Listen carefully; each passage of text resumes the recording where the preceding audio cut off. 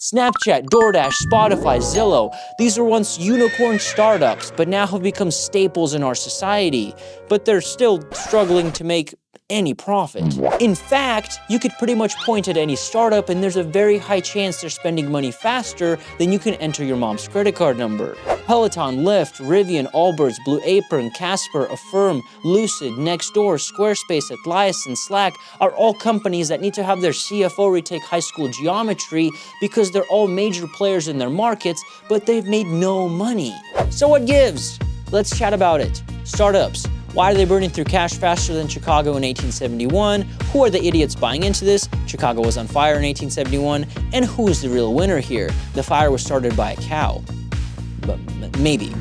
First, let's understand the difference between a traditional business and a startup. A traditional business relies on established business models and predictable revenue streams. There's usually low risk because you're focusing on proven products and services. And growth is pretty slow, usually directly correlated to staff size. A startup, on the other hand, is a disruptive unicorn leveraging growth hacking and a lean MVP to pivot towards a scalable product fit market while optimizing runway with seed funding and a freemium model, while at the same time preparing for a high valuation exit strategy. And if you don't understand what that means, that's the point. So let's say you wanted to start a traditional small business for, international air travel. Well, you'd probably want to use something that's tried and true, like a plane, that charges people a set price per flight. Well, if you're doing a startup, instead of a plane, you would use maybe portals. Even though you could scale much quicker this way, because there's like infinite seats in a portal, there's higher risk because it's new technology, and you're gonna have skeptics afraid that one half of them will end up in Rome, Italy, and the other half in Rome, Georgia. No one wants to go to Georgia. And instead of a set price to teleport, you use a monthly subscription fee and sell it as a one-time annual fee and make it look like it's cheaper per month that way. Yeah, I think they'll buy that.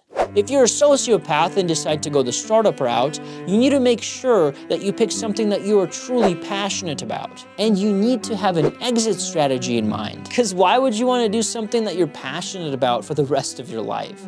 That's like totally lame. Some startup founders aim to have a high valuation within 5 years and then cash out. Now, if we have a company with predictable revenue and expenses, we can determine its valuation with this equation and this little PE thingy.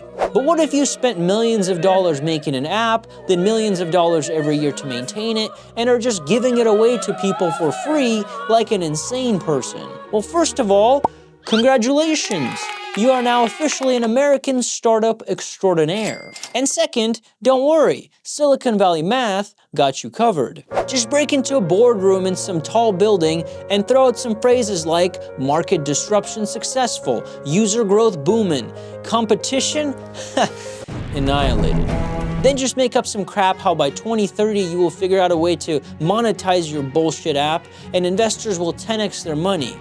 Oh, and it would help if you brought Grant Cardone's book 10X with you. That way they could see that you are educated and prepared. That should get you a few million and buy you some more time in your California beach house. Anyway, that was a convoluted way of saying that startups operate on a net loss while growing their user count with the hopes of one day figuring out a way to make money off of those users. And investors pretty much fund companies that don't really have a plan on how to make money. Over the last 15 years, the number of startups grew like crazy. Steve. But since 2021, venture capital funding has completely tanked, resulting in more and more startups saying, peace out.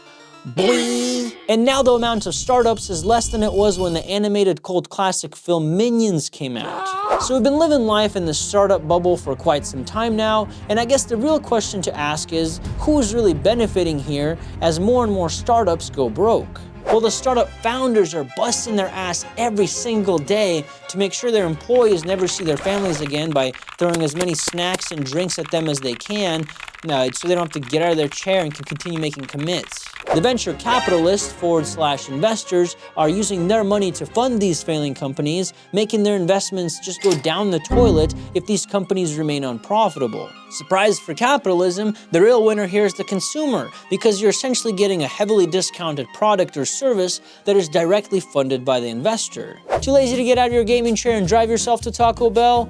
No problem. For an extra few bucks, you could send an underpaid chump with no health insurance to drive through rush hour traffic to get it for you. Are you absolutely terrified of getting in a taxi and hearing, "You're in the fucking cash cab now, bitch! Buckle up!" No problem. For like $6, you can have some random guy pick you up in his minivan and have you sit unbearably close to 7 other people and awkwardly answer questions like, "What's your name? Where are you from? Why do you keep moving my hand when I try to rub your knee?" Are you tired of the radio host going, "Real trap shit, trapaholics, we make it look easy. Walk with your boys. Damn, son, where'd you find this?" every hour? No problem. Just pay like $10 a month and have access to every song ever written. We really take Spotify for granted. Don't want to write that paper on hunting mockingbirds for your lame English teacher that's making pennies per hour? No problem. Just use this absolutely free service and have it do everything for you. Just know that in 10 years, you're gonna be on your knees begging it to give you some outside playtime. Now, this is only the case while the market is being what you call disrupted. After the market shifts, the consumer's not really benefiting anymore. For example, when Netflix first came out, it made cable look like an overpriced, "You want me to watch ads every 10 minutes? Get your metal frisbee off my house." Fast forward 15 years, streaming services jacked up their prices, introduced ads, and literally became cable. Another example is Uber. 10 years ago, they undercut taxis by 50%, and now, because they're trying to make a profit, it's just as expensive. Don't get me wrong, some of these companies have great products, like Rivian and their badass EV truck that even has a kitchen, or Allbirds and their super comfy minimalistic shoe that makes you feel like a real person instead of a walking billboard. Or Affirm. I mean, someone had to finally step up to the plate and put the lower class in more debt. Anyway, I guess my main point is that we should enjoy our concert coupons, free sign-up stocks, and 14-day free Pornhub trials while we still can. If you like what you saw, check out some other videos. Thank you. The rat goes like this, like this, like this. You are now a normal rat.